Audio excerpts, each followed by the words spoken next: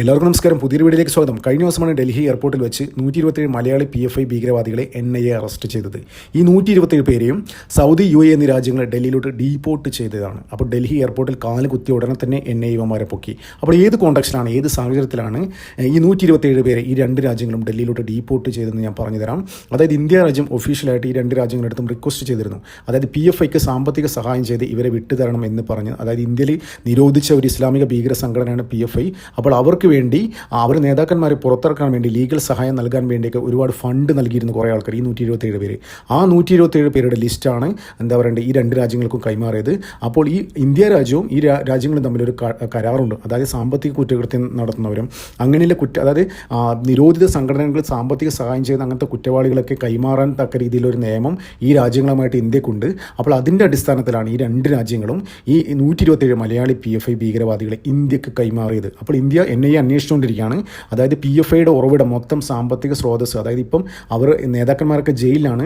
ജയിലിൽ നിന്ന് പുറത്തിറങ്ങണം ഏകദേശം 5 കോടിയോളം ഇവിടെ കെട്ടിവെക്കണം, കോടതിയിൽ കെട്ടിവെക്കണം. അതായത് ഈ PFI നിരോധന സമയത്ത് ഇവർ എന്തൊക്കെയോ ബഹളം വെച്ചിരുന്നു, കുറേ പ്രോപ്പർട്ടീസൊക്കെ അടിച്ച് തകർത്തിരുന്നു. അതിൻ്റെയൊക്കെ ഉണ്ടല്ലോ, അതിൻ്റെയൊക്കെ എന്താ പറയേണ്ടത്, അതിൻ്റെയൊക്കെ പൈസ സർക്കാർ ഈടാക്കാതെ ഇവരുടെ പ്രോപ്പർട്ടി അറ്റാച്ച് ചെയ്തിട്ടാണ്. അപ്പോൾ ഇൻ കേസ് ഇവർക്ക് ജാമ്യം ലഭിക്കണമെങ്കിൽ പോലും 5 കോടിയോളം കെട്ടിവെക്കണം. ഇപ്പം നിരോധിത സംഘടനയാണ്, ഇവർക്ക് വേണ്ടി ആരും കാശ് നൽകുന്നില്ല. ഒരു സംഘടനയും ഒരു സന്നദ്ധ സംഘടനയും മുന്നോട്ട് വരുന്നില്ല ഇവർക്ക് ജാമ്യം എടുക്കാൻ വേണ്ടി, അതായത് പൈസ കൊടുക്കാൻ വേണ്ടി. അപ്പോൾ ഇവർ തന്നെയാണ് ഒരു പ്രത്യേക ഒരു ചാനൽ ക്രിയേറ്റ് ചെയ്തിട്ട് പുറത്തുനിന്ന് എന്താ പറയുക വിദേശത്ത് നിന്ന് ഫണ്ട് ഇങ്ങോട്ടേക്ക് കൊണ്ടുവരുന്ന, ഹവാല വഴിയും മറ്റു വഴികളുടെയും ഇന്ത്യയിലേക്ക് കൊണ്ടുവരുന്ന ഒരു ചാനൽ ക്രിയേറ്റ് ചെയ്തിരുന്നു.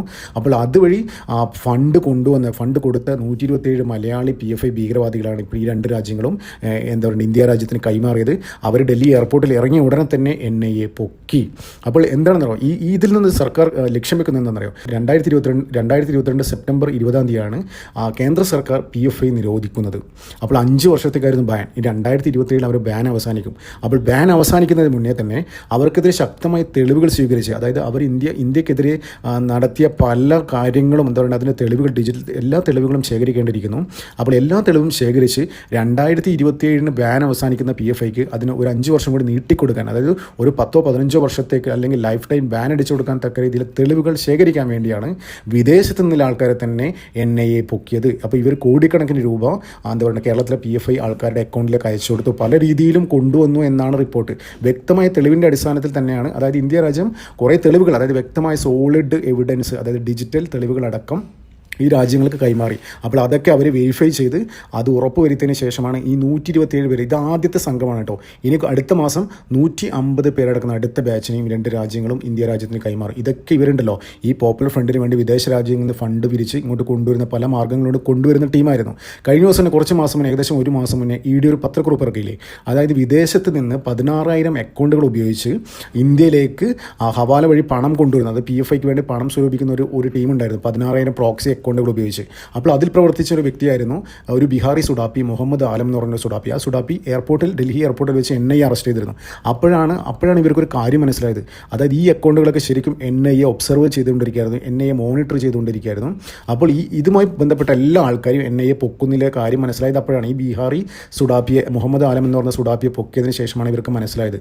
അപ്പോൾ ഇതിൽ നിന്ന് ഏറ്റവും ഗുരുതരമായ ഒരു കാര്യം എന്താണെന്ന് പറയുക, ഈ 16,000 പ്രോക്സി അക്കൗണ്ടുകൾ ഉപയോഗിച്ചിട്ട് ഇവിടുന്ന് ക്യാഷ് കളക്ട് ചെയ്തല്ലോ. അപ്പോൾ അത് 10,000 അക്കൗണ്ടുകൾ മലയാളികളായിരുന്നു എന്നാണ്. അപ്പോൾ ഈ 10,000 മലയാളികൾക്ക് ഒരിക്കലും ഇന്ത്യയിലോട്ട് വരാൻ പറ്റില്ല. ഇന്ത്യയിലെ എല്ലാ എയർപോർട്ടിലും ലുക്കൗട്ട് നോട്ടീസ് പുറപ്പെടുവിച്ചിരിക്കുകയാണ്. ഏത് എയർപോർട്ടിൽ ചെന്നിറങ്ങിക്കഴിഞ്ഞാൽ ഇവന്മാരെ NIA അപ്പം പൊക്കും. അപ്പോൾ ഇതിൻ്റെ അടിസ്ഥാനത്തിലാണ്, അതായത് ഇവർക്ക് വേണ്ട വിദേശത്ത് വേണ്ട സഹായങ്ങളൊക്കെ ചെയ്തു കൊടുത്ത ഗണത്തിൽപ്പെടുന്ന ആൾക്കാരാണ് ഈ 127 പേര്. അവർ നേരിട്ട് ഫണ്ട് പിരിക്കാൻ പങ്കെടുത്തിട്ടുണ്ടാവില്ല, അതായത് അവർക്ക് അതിന് വേണ്ട കാര്യങ്ങളൊക്കെ ചെയ്തു കൊടുത്ത, അസിസ്റ്റൻസ് ഹെൽപ്പ് ചെയ്തു കൊടുത്ത ആൾക്കാരാണ് ഇവർ. പിന്നെ അത് മാത്രമല്ല ഇവർ കോടികൾ PFIക്ക് വേണ്ടി കൊടുത്തിട്ടും എന്നുള്ള വിവരം NIAയുടെ പക്കലുണ്ട്. അതിൻ്റെയൊക്കെ വ്യക്തമായ തെളിവ് ഈ രാജ്യത്തിന് കൈമാറിയതിന് ശേഷമാണ് അവർ എന്താ പറയുക ഡീപ്പോർട്ട് ചെയ്തത്. കേരളത്തിൽ ഒരു മാധ്യമങ്ങളും ഈ വാർത്ത റിപ്പോർട്ട് ചെയ്തില്ല. നിങ്ങൾ ശ്രദ്ധിച്ചായിരുന്നോ? ദേശീയ മാധ്യമങ്ങളൊക്കെ ഇത് റിപ്പോർട്ട് ചെയ്തിട്ടുണ്ടായിരുന്നു. ദേശീയ മാധ്യമങ്ങളൊക്കെ അവരുടെ ഓൺലൈൻ പോർട്ടൽ എല്ലാത്തിലും റിപ്പോർട്ട് ചെയ്തിട്ടുണ്ട്. കേരളത്തിൽ ഒരു മീഡിയയും ഈ വാർത്ത റിപ്പോർട്ട് ചെയ്തു. ഈ വാർത്ത വന്നിട്ട് 2-3 ദിവസമായി ഒരു ചാനലും ഇതും അവരുടെ ഓൺലൈൻ ഡെസ്ക് പോലും ഈ വാർത്ത റിപ്പോർട്ട് ചെയ്തില്ല.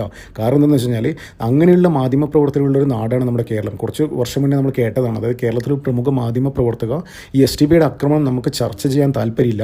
അങ്ങനെ ചർച്ച ചെയ്താൽ അത് ബി ജെ പിക്ക് വളമാവും, ബി ജെ പി ഇവിടെ വളരും. അതുകൊണ്ട് എസ് ടി പി എന്ത് നെറുകടി കാണിച്ചു കഴിഞ്ഞാലും, എസ് ടി പി എഫ് എന്ത് നെറുകടി കാണിച്ചു കഴിഞ്ഞാൽ ആ വാർത്ത ഞങ്ങൾ ചർച്ചയ്ക്ക് വെക്കില്ല എന്ന് ഒരു കാര്യം പറഞ്ഞിട്ടുണ്ടായിരുന്നു കേരളത്തിലെ ഒരു പ്രമുഖ മാധ്യമ പ്രവർത്തക. അങ്ങനെയുള്ള നാട്ടിൽ നിന്ന് നിങ്ങൾക്ക് ഇത്തരത്തിലുള്ള ഒരു വാർത്തയും പ്രതീക്ഷിക്കരുത്, അതായത് ഒന്നും പ്രതീക്ഷിക്കരുത്. ദേശീയ മാധ്യമങ്ങൾക്ക് റിപ്പോർട്ട് ചെയ്തിട്ടോ. അപ്പോൾ എന്നെ ഇപ്പോൾ ഉദ്ദേശിക്കുന്നത്, ഇപ്പം ഞാൻ ആദ്യം പറഞ്ഞ മാതിരി ആദ്യത്തെ ബാച്ച് 127 പേര് വന്നു. ഇനി അടുത്ത മാസം 150 പേരടങ്ങുന്ന അടുത്ത ബാച്ച് വരാൻ പോവുകയാണ്. അപ്പോൾ ഏകദേശം ഒരു 2000-3000 പേരെ ഈ രാജ്യങ്ങൾ ഡീപ്പോർട്ട് ചെയ്യാൻ പോവുകയാണ്. NIA, അതായത് ഇന്ത്യ രാജ്യം റിക്വസ്റ്റ് ചെയ്തതിൻ്റെ അടിസ്ഥാനത്തിൽ ഇവരൊക്കെ PFIക്ക് വേണ്ടി വിദേശ രാജ്യങ്ങളിൽ നിന്ന് ഫണ്ട് പിരിക്കലാണ് പണി. അത് പല മാർഗ്ഗങ്ങൾ, പല ചാനൽ വഴി ഇന്ത്യയിലേക്ക് കൊണ്ടുവന്നിട്ട് എന്താ പറയണ്ടേ, ഈ നേതാക്കന്മാർക്കൊക്കെ ലീഗൽ അസിസ്റ്റൻസും ഇതിനൊക്കെ വേണ്ടിയിട്ട് ഇവർക്ക് ഒരുപാട് കാശ് വേണമല്ലോ. അതായത് കഴിഞ്ഞ ദിവസമാണ് PFIയുടെ അബൂബക്കർ എന്താ പറയുക സുപ്രീം കോടതിയിൽ എത്ര തവണ പോയി എന്നറിയോ? സിറ്റിങ്ങിൽ ലക്ഷങ്ങൾ കൊടുത്താണ് ഇതിന് എന്താ പറയുക കോർട്ടിലൊക്കെ പോകുന്നത്. അപ്പോൾ അതിനൊക്കെ കാശ് വേണ്ടേ? ഇതൊരു ബാൻഡ് ഔട്ട്ഫിറ്റാണ്, ഒരു ടെററിസ്റ്റ് ഔട്ട്ഫിറ്റാണ്. ഇന്ത്യയിലെ മുസ്ലിങ്ങൾ തന്നെ ഇപ്പോൾ അവർക്ക് ഒന്ന് പൈസ കൊടുക്കാത്ത അവസ്ഥയായി. അപ്പോൾ അവർ അങ്ങ് പെട്ടിരിക്കുകയാണ്. അപ്പോൾ ഒന്ന് വളഞ്ഞ വഴിയിലൂടെ എങ്ങനെയെങ്കിലും കാശ് നേതാക്കന്മാരെ പുറത്തിറക്കാൻ വേണ്ടി ഇവർ പെടാപ്പാടുകയാണ്. ഇത്രയും കാശ് കെട്ടി വെക്കാൻ ആരും കൊടുക്കുന്നില്ലല്ലോ. അപ്പോൾ അതിന് വേണ്ടിയിട്ടാണ് ഇവരെന്താണ് വിദേശത്ത് നിന്ന് ഫണ്ട് പിരിവ് അങ്ങനെയുള്ള കാര്യങ്ങളൊക്കെ നടക്കുന്നത്. ഈ അബൂബക്കറിനെ എന്താ പറയുക, ഈ അബൂബക്കർ സുപ്രീം കോടതിയിൽ 4, 5, 6 തവണയായിട്ട് പോയി, എന്നിട്ടും ജാമ്യം കൊടുത്തില്ല. അപ്പോൾ എന്ത് തന്നെയാലും ഒന്നുണ്ടല്ലോ, ഈ 2027 ബാൻ അവസാനിക്കും. അപ്പോൾ അതൊരു 10 വർഷത്തേക്കൂടെ നീട്ടാനുള്ള പദ്ധതി ആണ്. അപ്പോൾ അതിനുവേണ്ടി കോടതിയിൽ എന്താ വേണ്ടത്, വിശദമായ തെളിവുകൾ, ഒരുപാട് ഡിജിറ്റൽ തെളിവുകൾ ഹാജരാക്കേണ്ടിയിരിക്കുന്നു. അപ്പോൾ അതിനു വേണ്ടി തന്നെയാണ് ഇവന്മാരെ തൂക്കിയിരിക്കുന്നത്. അപ്പോൾ ഇന്ന് പുറത്തു വരുന്ന ഏറ്റവും ഇൻട്രസ്റ്റിംഗ് ആയിട്ടുള്ള കാര്യം എന്ന് വെച്ച് കഴിഞ്ഞാൽ NIAക്ക് വേണ്ടി ഇവന്മാരുടെ എല്ലാ വിവരം നൽകിയത് തിഹാർ ജയിലിലുള്ള CA റൌഫ് ആയിരുന്നു എന്നാണ്. അതായത് റൌഫ് ഇവിടെ എന്താ പറയുക PFI ബാൻ ചെയ്യുന്നതിന് മുന്നേ തന്നെ ഇവിടുത്തെ എന്താ പറയുക എന്തൊക്കെ പ്രശ്നങ്ങൾ, എന്തൊക്കെ എന്താ പറയുക അഭ്യാസങ്ങളാണ് കാണിച്ചുകൊണ്ടിരുന്നത്. അപ്പോൾ NIA 1-2 ക്വസ്റ്റ്യൻ ചോദിച്ചപ്പോൾ ഇവൻ നിക്കറിൽ മുള്ളി എന്നാണ് ആ സമയത്തൊക്കെ മീഡിയ റിപ്പോർട്ട് ഉണ്ടായിരുന്നു, ആ ബാൻ ചെയ്ത സമയത്തൊക്കെ. ഈ റൌഫിനെ പലതവണ ജാമ്യത്തിന് അപേക്ഷിച്ചിരുന്നു, പക്ഷേ കൊടുത്തില്ല. എന്താ പറയുക, ഇപ്പോൾ NIA എന്താ പറയുക, NIAയുടെ ഒരു സീക്രട്ട് ഏജൻറ്റുമാരെയാണ് CA റൌഫ് പ്രവർത്തിക്കുന്നത്. അതായത് NIAക്ക് വിദേശത്തുള്ള എല്ലാ സോഴ്സും ഇവിടെ PFIയുടെ എല്ലാ ഡീറ്റെയിൽസും പിൻകോഡ് സഹിതം CA റൌഫ് ഇപ്പോൾ NIA എടുത്ത് പറഞ്ഞിട്ടുണ്ടായിരുന്നു. അതിൻ്റെയൊക്കെ അടിസ്ഥാനത്തിൽ തന്നെയാണ് ഇവർ ഓരോരാൾ ട്രാക്ക് ചെയ്തുകൊണ്ടിരിക്കുന്നത്. അപ്പോൾ വിദേശത്തുള്ള ആൾക്കാർക്കും എന്താ പറയുക അവിടെയും ട്രാക്ക് ചെയ്യാനുള്ള സിസ്റ്റം, ഒരു മെക്കാനിസം ഇന്ത്യയുടെ പക്കലുണ്ട്. അപ്പോൾ അതിൻ്റെ അടിസ്ഥാനത്തിൽ തന്നെയാണ് ഇവരെ വിട്ടുകിട്ടാൻ വേണ്ടി രാജ്യങ്ങളോട് എന്താ പറയുക ഇന്ത്യ രാജ്യം എന്താ പറയുക റിക്വസ്റ്റ് ചെയ്തത്. അതിൻ്റെ അടിസ്ഥാനത്തിലാണ് ഈ 127 മലയാളി PFI ഭീകരവാദികളെ ഇന്ത്യക്ക് കൈമാറിയത്.